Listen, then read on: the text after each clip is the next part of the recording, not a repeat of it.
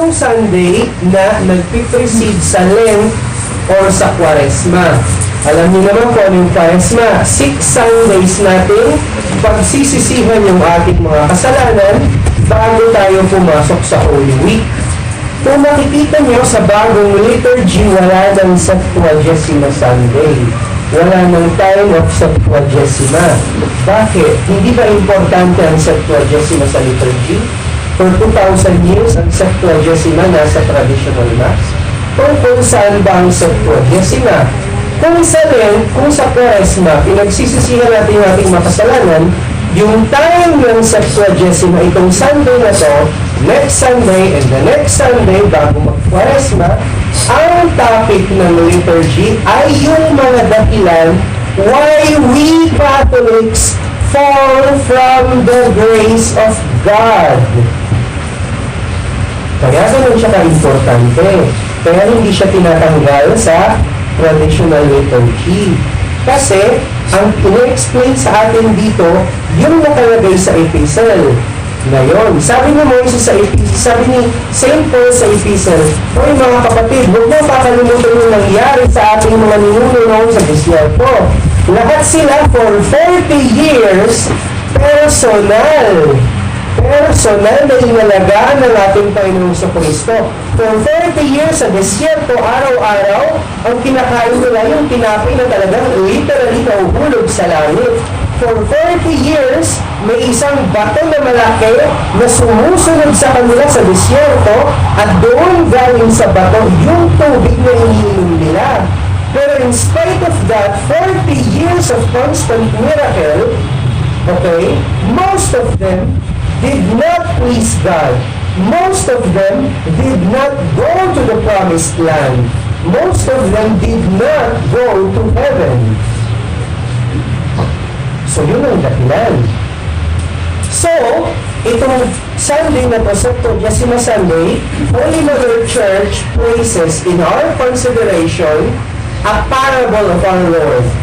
Nagsabi nga sa akin noon, Father, yung parable na yan, napaka-unjust ng parable na yan. Yun lagi ang first impression natin. Bakit ganun? Bakit ganun? Yung father of the family, 6 a.m., nag-hire siya ng mga tao para magtrabaho sa kanyang ubasan. Ang bibigay ko sa inyo, isang denaryo. Yung denaryo, according to Roman law, is 1 day's salary. It is a silver coin and it has the image of the emperor. Okay? Sa mga parables natin kamo sa Kristo, napaka-importante kahit yung maliliit na detalye lang. Okay? By the way, our Lord Jesus Christ, with only 19 parables, He only said 19 parables, but with 19 parables, if we study them, we have a perfect knowledge of human psychology. Better than modern psychology. Just with 19 parables. Okay? So, sabi, 6 o'clock, nag-hire yung father of the family. Magtrabaho kayo sa ubasan ko, I'll give you 1 denaryo. Okay? Tapos 9 o'clock, labas na naman siya. Oy kayo, wala kayong ginagawa, magtrabaho rin kayo. 1 denaryo bibigay ko sa inyo. 12 o'clock, labas siya. Okay, kayo rin, 1 denaryo. 3 o'clock in the afternoon, labas ulit siya. Okay, kayo rin, magtrabaho rin kayo. 1 denaryo. 5 o'clock in the afternoon. O bakit buong araw kayo dyan? Mga sanggol dyan sa park. Eh kasi wala pong nag-hire sa amin. Balik kayo. Di kayo, 1 oras na kayo magtrabaho. 1 denaryo. 6 o'clock in the afternoon, sasabihin niya dun sa kanyang steward, yung kanyang mayordomo, o lahat ng mga trabaho, papilahin mo. Yung primero, yung late dumating, tapos ang huli, yung naunang hinayal. Tapos lahat sila binigyan niya ng 1 denaryo. Tapos, nagreklamo nga yung mga una, yung mga na-hire ng 6 o'clock in the morning. Sabi, bakit sila 1 oras lang sila nagtrabaho, 1 denaryo? Kami, buong araw kami nagtrabaho, 1 denaryo rin. Kami yata yung nagtrabaho ng mahirap at saka kami nagtiis ng init sa buong araw. Bakit kami 1 denaryo lang? Sabi mo, father of the family, di ba sabi ko sa'yo, i-hire kita buong araw, isang denaryo? So, kung yun naman sa'yo, umalis ka na. So, from that, we can infer na pagkatapos ibigay yung sweldo, hindi doon nagtatapos. Kasi hindi naman talaga doon nagtatapos. In the Hebrew concept of the family, and also in the Catholic concept of the family, walang employees. Yung employees, they are part of the extended family, all under the government of the Padre de Familia. Ganun ka-importante ulit, si Padre de Familia. Okay?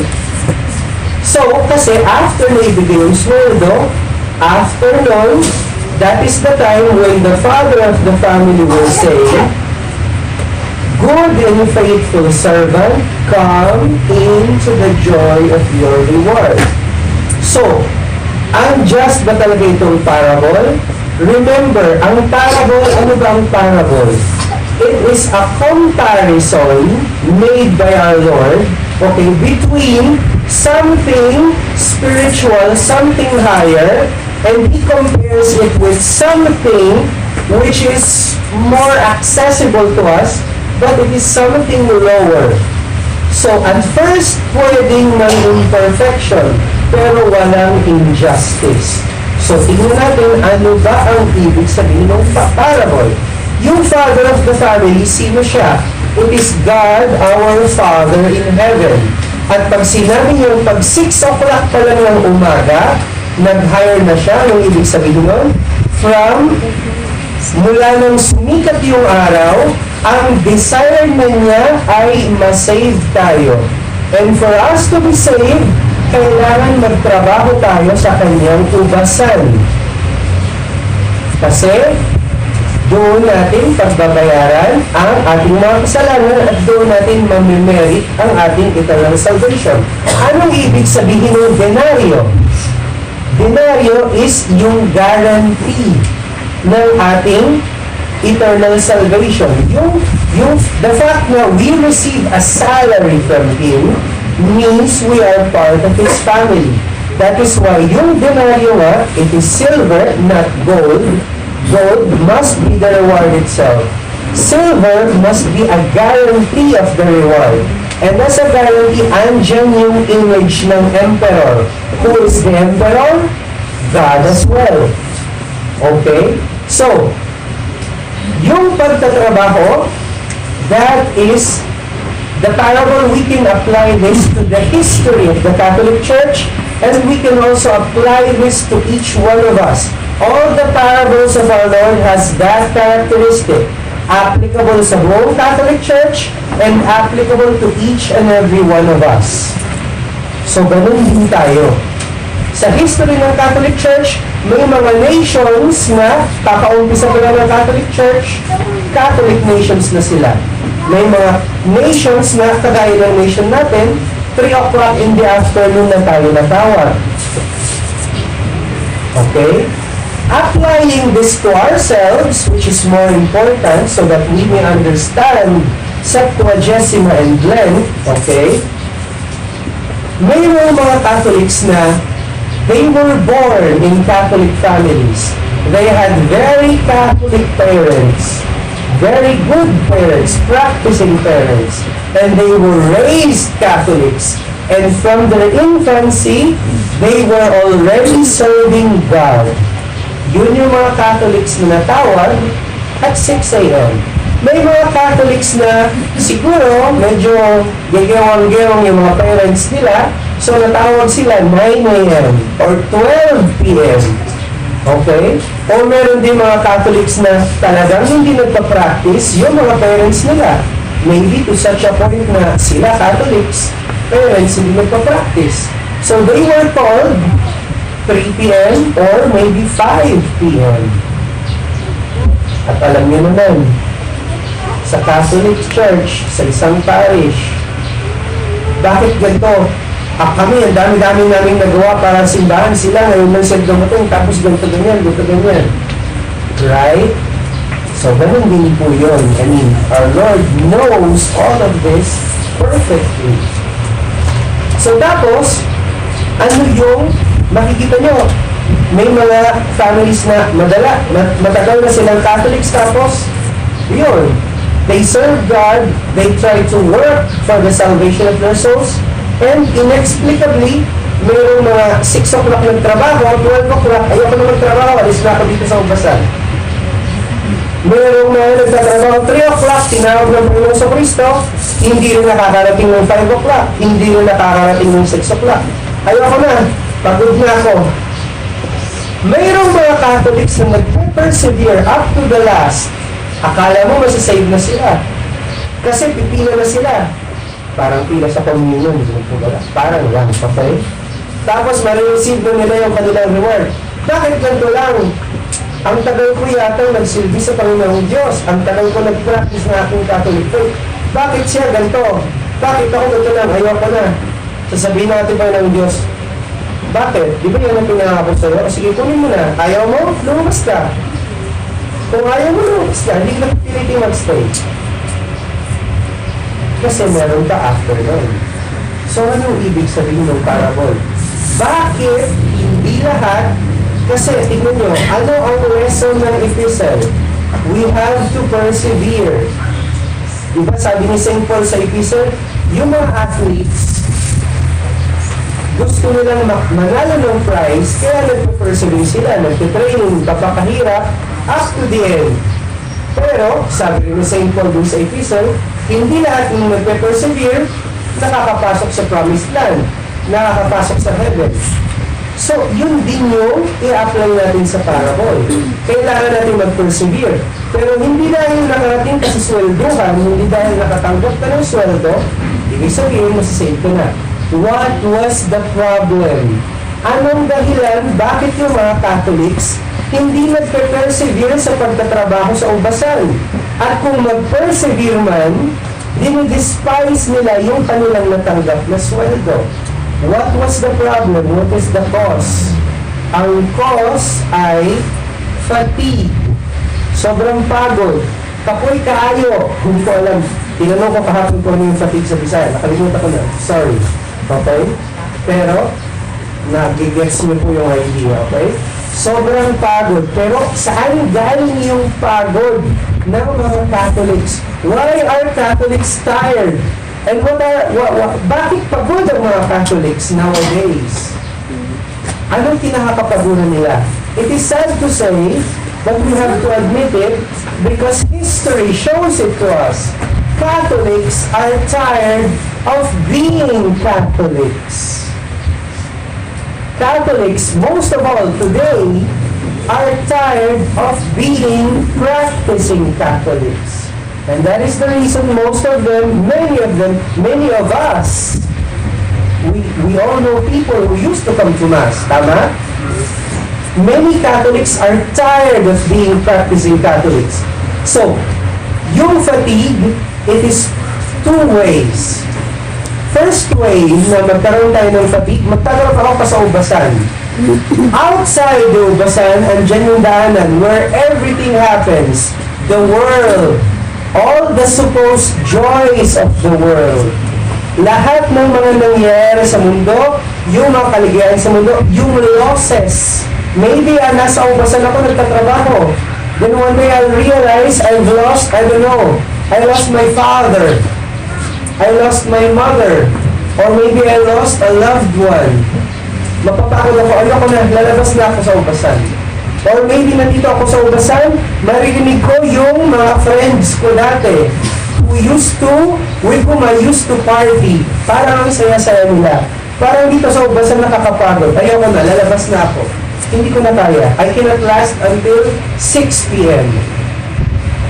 I don't care about the denario anymore. So that is the first type of fatigue. Is it a physical fatigue? No.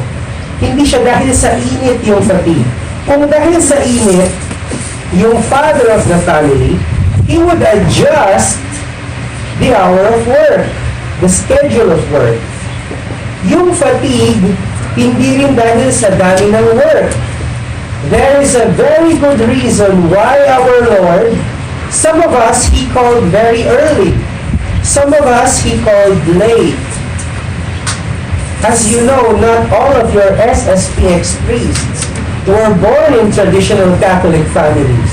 You have SSPX priests who grew up in the Novus Ordo Mass. Not only our parishioners, even our priests were called at different times of the day. Why is that? Because precisely our Lord knows our weakness and we are not all the same. So some of us are called early, some of us are called late, iba-ibang schedule. So, ano yung isa pang fatigue? Hindi siya dahil sa dami ng trabaho, hindi rin dahil sa init kayo, no? All the day nagtatrabaho. Yung isang fatigue is, at the end of the day, ang gusto niyang sweldo, hindi na yung kanyang ipinangako sa kanya ng Panginoong Diyos. Kung hindi gusto na niyang maging unequal sa kanyang neighbor. Remember, what our Lord wants for us is our eternal salvation, our eternal happiness. And He will promise that according to each of our weaknesses and capabilities. And we will forget that. At the end of the day, bakit sa Kanya pinramis mo eternal salvation? Gusto ko more than eternal salvation. Di ba pinramis ko sa iyo ganyan? Oo. Bakit? Ang criteria ko ba selfish? Or ang criteria ko is according sa inyong individuality? Yun, that would be another sign of fatigue. Okay? So, anong klaseng fatigue ang ating pinag-uusapan? Yung first na fatigue na pinag-uusapan natin is pag ang pinagtutunan ng pansin ng ating puso, ng ating isip, it's not the one necessary thing that our Lord wants for us. The second type of fatigue is, we still want what our Lord wants for us, but not according to His way, but according to our way. And when we do it, when we want to do it according to our way, then we lose, perdemos de vista, ¿cómo se dice? Kumbaga, nawawala sa paningin natin what is essential. And that is our salvation. Not the means of salvation. Yung denaryo, it's only a means of salvation. What is important is after na ibigay natin yung denaryo, we all be called to the eternal banquet. Not that we hear, okay, ayan yung denaryo mo. You go, leave. You're not welcome to my banquet anymore. Okay? So, yun ang dahilan kung bakit yung mga Catholics napapagod, nasistress, napapatigue sa pagiging Catholics dito sa mundong ibabaw, dito sa ating buhay. So, anong remedy? Dun sa first type of fatigue, lahat ng mga Catholics, wag po natin kakalimutan, we are called by God so that we may save our souls. But our souls, we have to save our souls in this world. We have to earn our salvation in this world. It is necessary na magtrabaho tayo sa ubasan at makita natin ang mundong nakapaligid sa atin na tinutokso tayo, na nilalabanan tayo, na nagtuturo sa atin ng mali. And it is necessary for us na magtrabaho tayo kahit ganyan pa yung naririnig natin sa labas ng ubasan. Kahit ganyan yung na-observe natin. Kumbaga maraming tukso, maraming temptations, maraming insinuations, iwanan mo na ang Diyos. Iwanan mo na ang Catholic Church. Magpakasaya ka na lang. So, anong solution dyan? Character building. Many Catholics today don't even know their good qualities their bad qualities. All of us, we're not equal. All of us have our own different good and bad qualities. And we can know that by knowing our temperaments. If we do not have a spiritual father or a spiritual director, then at least we can take seriously the sacrament of confession and the examination of our conscience. By that, kahit kaunti-unti, we have to know ourselves. Ano ba ang aking mga frequent at principal sins or defects? By that, I will know my weaknesses. By that, I will know my good qualities, my bad qualities. My bad qualities, I have to correct them. My good qualities, I have to foment them. I have to develop them. And that work is what we call character building. When we do that with the help of God's grace, by frequenting the sacraments, confession, communion. Why? Because all our lives, habang wala pa tayo sa ataog, ganyan na magiging buhay natin. Sometimes, yung mag-entice sa atin, okay, to leave, to stop, na magtrabaho tayo sa ubasan, they won't even be the world. Sometimes, they will be our close families. Maybe our children. Maybe our own parents. I don't know. Kung natawag tayo 5 p.m., maybe they will be our own parents. Hoy, ayokong sundin mo ang kalooban ng Diyos. Gusto ko yung kalooban ko lang. Maybe that will happen. I don't know. It will. It can. It did happen in the past. To many Catholics. How many saints na? Si ano nga eh. Saint, como se dice Juana? En fin. Saint Jean-Marie Chantal. She had to walk over, literally, her son's body just to fulfill God's will. And many saints had to go against the wishes of their own parents just to work their salvation, just to heed God's call, for example. So one type of fatigue, one type of solution, character building. We have to be more than ourselves. We cannot be content on simply avoiding sin. We cannot be content on simply, asking forgiveness for our sins. We have to amend ourselves. We have to aim higher. We have to be as Christ-like as possible. We're Christians, right? We're Catholics. That is what being a Catholic is all about. Again and again, we have to say it these days. We have to be followers.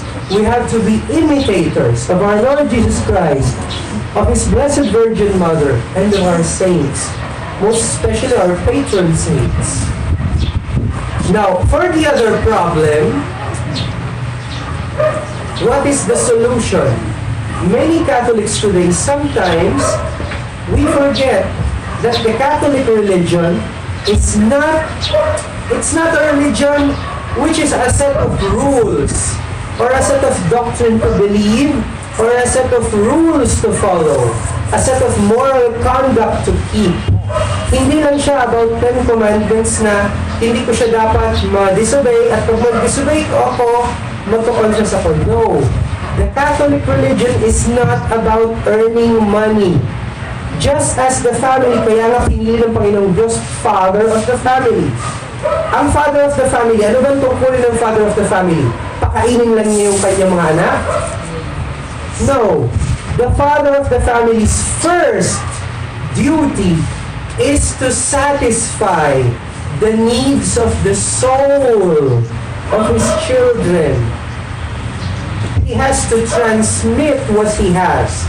He has to give them what he has. The spirituality that the father has, he has to give it to a child. That is how fathers are made. Not by engendering. Hindi dahil napirmahan ko na yung birth certificate ng anak ko, father na ako. No. So it is the same also with the Catholic religion. We are God's children, right? Catholic religion is not about earning eternal salvation. Ha? All my life, I thought that was what the Catholic religion was all about. No. Being a Catholic is not just about working to be saved. Just like here in the parable, pag tinawag tayo ng Diyos para magtrabaho sa ubasan niya, hindi lang para matanggap natin yung sweldo at the end of the day. Being a Catholic is all about loving, knowing, loving, serving a person. I am not working for a denaryo. I am not working for a miserable silver coin. I am sorry. I am here, nasa ubasan ako, nagtatrabaho ako. I am working for the father of the family because I am part of his family. I am his son. I am his daughter. That is what being a Catholic is all about. It is about giving oneself to the person whom we love. Because in the end, being a Catholic is all about love. And St. John in his epistle, incidentally, yun yung motto ni Archbishop Lefebvre, we have believed in charity. We have believed in the love of God for us. And if we believe in God's love, then it is all but natural that we love Him back. That we go to His vineyard not for a miserable coin, because our aim is magkaroon tayo ng token or guarantee, yes, but that is just a guarantee. If we work for the vineyard, it is because we want to be called, "Come, good and faithful servant. I will not call you a servant anymore, but I will call you my friend. I will call you my son. This is my son. This is my daughter, in whom I am well pleased. Come, partake of the banquet with me for all eternity." That is what being a Catholic is all about. So if I do not lose that, okay, if I don't lose sight of that, then I will work. Magtatrabaho ako sa ubasan, kahit magtawanan pa sila sa labas, kahit mag-iyakan pa sila sa labas, hindi sa wala akong pakialam. I'll pray for them, okay. But for me, what's important is to be here, to give my body and my soul for this work. Because in the end, I am not working for a salary. Hindi ako mercenary. I am working for my Father. Because my reward, it is not a coin. My reward is my Father. He is my reward. So, ito po yung topic ng liturgy ngayon. Next 2 Sundays ng Septuagesima, makikita natin yung iba pang causes why we fall from grace. As of now, dear faithful, hingin natin sa ating Panginoong Kristo, hingin natin sa mahal na Birheng Maria, that great grace, okay, to really want to be loving children of our Heavenly Father. Because if we are such, then the work of building our character will not be so onerous. Hindi siya magiging ganong kahirap. As a matter of fact, character building, that is what our work consists. Pag nandun tayo, nagtatrabaho sa ubasan ng ating Panginoon, na siya rin ang ating Ama.